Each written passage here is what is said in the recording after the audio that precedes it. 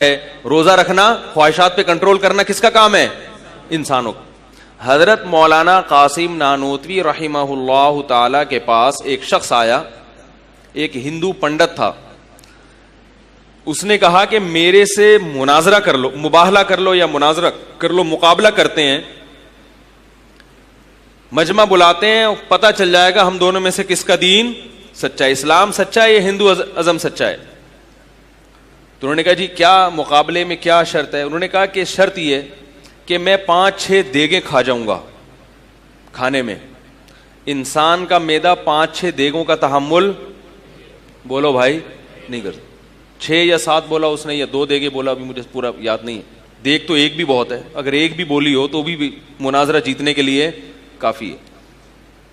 میں جناب 2 دیگیں یا 3 دیگیں کھا جاؤں گا, آپ بھی کھا کے دکھاؤ. یعنی اس کا مطلب یہ تھا کہ اگر میں اتنی دیگیں کھا گیا تو اس کا مطلب میں نہیں مرا پھر بھی, تو اس کا مطلب بھگوان کس کے ساتھ ہے؟ میرے ساتھ ہے. وہ آپ کی مدد نہیں کر رہا. آپ تو 2 پلیٹیں نہیں کھا سکتے اور میں کیا پوری دیگیں کھا جاؤں گا. تو یہ گویا معجزہ ہوگا, جس کو چمتکار کہتے ہیں نا ہندی میں, واللہ عالم اسی کو کہتے ہیں.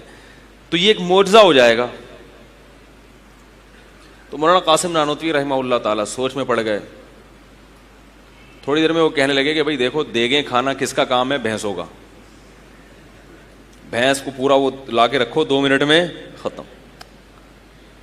خواہشات پہ کنٹرول کرنا یہ کس کا کمال ہے؟ تم 1 ہفتہ بھوکا رہ کے دکھاؤ, میں بھی 1 ہفتہ بھوکا رہ کے دکھاتا ہوں. ہم میں جو جیت گیا اس کا دین کیا ہے؟ سچا ہے. تو پتہ یہ چلا کہ میرے بھائی کہ مذہب یہ آپ کو خواہشات کو کنٹرول کرنا سکھاتا ہے, کیونکہ دنیا میں جتنے بھی فساد پھیل رہے ہیں وہ اپنی خواہشات کو بے لگام کرنے سے پھیل رہے ہیں. بہنوں کی وراثت بھی کھائی جا رہی ہے کیونکہ پیٹ ہی نہیں بھر رہا. اپنا حصہ مل گیا 1 کروڑ, پھر بھی پیٹ نہیں بھر رہا. تو 50 لاکھ بہن کے بھی مل جائیں, ادھر سے بھی مل جائیں, ادھر سے بھی مل جائیں, چھوٹا یتیم بھائی ہے اس کے بھی مل جائیں, تو وہ یہ جو پیٹ ہے نا یہ بھر نہیں رہا. جب روزہ رکھنے کی عادت ہوگی تو پیٹ خالی رکھنے کی عادت, پھر انسان کہے گا یار یہ 2 کھجوریں بھی میرے لیے کیا ہیں, بہت ہیں. یہ چیز کون سکھاتا ہے؟ بولو نا. میں آپ کو یہ عرض کر رہا ہوں کہ پیغمبر کی, ہمارا جو لبرل طبقہ ہے نا اس کی صحت پہ کوئی اثر ہی نہیں پڑ رہا کہ نبی کی اگر توہین ہو گئی تو کیا فرق پڑتا ہے اس سے. وہ کہتے ہیں, کہہ رہے بھائی آزادی ہے, کوئی بات نہیں. اگر معاذ اللہ نقل کفر نباشت کسی نے گالی دے دی, کسی نے برا بلا کہہ دیا تو کیا ہو گیا اس سے؟ تو یہ جو بات ہے خواہشات پہ کنٹرول کرنا, دنیا کا اس وقت سب سے بڑا مسئلہ غربت اللہ کی قسم نہیں ہے. یہ جھوٹ بولتے ہیں کہ دنیا کا سب سے بڑا مسئلہ غربت ہے. دنیا میں سب سے زیادہ فساد مالداروں نے مچایا ہے, غریبوں نے نہیں مچایا. قتل و غارت سب سے زیادہ وہ لوگ کرتے ہیں جو جن کے پاس بے پناہ دولت ہے. ظلم سب سے زیادہ وہ لوگ کرتے ہیں جن کے پاس بے پناہ دولت ہے. دنیا کا مسئلہ غربت بھی ایک مسئلہ ہے, میں مانتا ہوں, لیکن یہ سب سے بڑا مسئلہ نہیں ہے. سب سے بڑا مسئلہ اس وقت یہ ہے کہ مذہب نہیں ہے, پیغمبر کی تعلیمات کو فالو نہیں کیا جا رہا, تو خواہشات میں لوگ کیا ہوتے جا رہے ہیں؟ بے لگام. اور اس کا انسانیت کے پاس کوئی حل موجود نہ, اس کا اقوام متحدہ کے پاس کوئی حل ہے, نہ امریکہ کے پاس, نہ مغربی دنیا کے کسی کنٹری کے پاس. اس کا کوئی حل ہی نہیں ہے کہ اس فساد سے پہ کیسے قابو پایا جائے. اس کا حل صرف اور صرف کس کے پاس ہے؟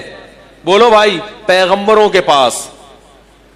اور پیغمبر یہ حل خود پیش نہیں کرتے, بلکہ جس نے انسان کو پیدا کیا, جس نے آدم علیہ السلام کو پیدا کیا اور فرشتوں کے اعتراضات کے جواب دیے, اس نے فرشتوں کے جو اعتراض تھا نا یہ زمین میں خون بہائے گا, تو اللہ نے اس خون بہانے سے روکنے کا انتظام پہلے سے کیا ہوا تھا کہ صرف آدم پیدا نہیں ہوگا بلکہ اس کی رہنمائی کے لیے پیغمبر بھی دنیا میں آئیں گے جن کو براہ راست میں گائیڈ کروں گا, اور وہ میری گائیڈنس کے ذریعے لوگوں کو گائیڈ کریں گے. یہ اللہ نے پہلے سے انتظام کیا ہوا تھا.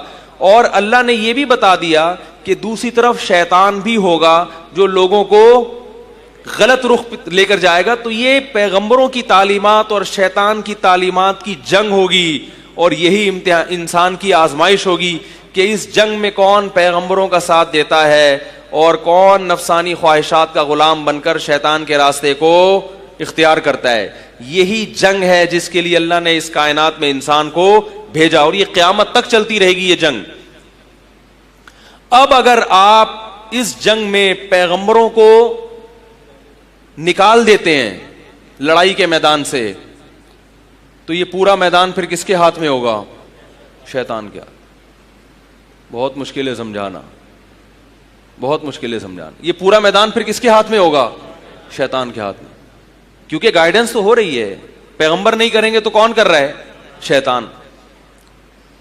پیغمبروں کو نکالنے کا ایک طریقہ تو یہ ہے کہ آپ پیغمبروں کے وجود کا انکار کر دیں کہ اللہ نے کوئی پیغمبر دنیا میں بھیجا ہے ہی نہیں, اور ایک طریقہ یہ ہے کہ آپ پیغمبروں کی توہین اور تنقید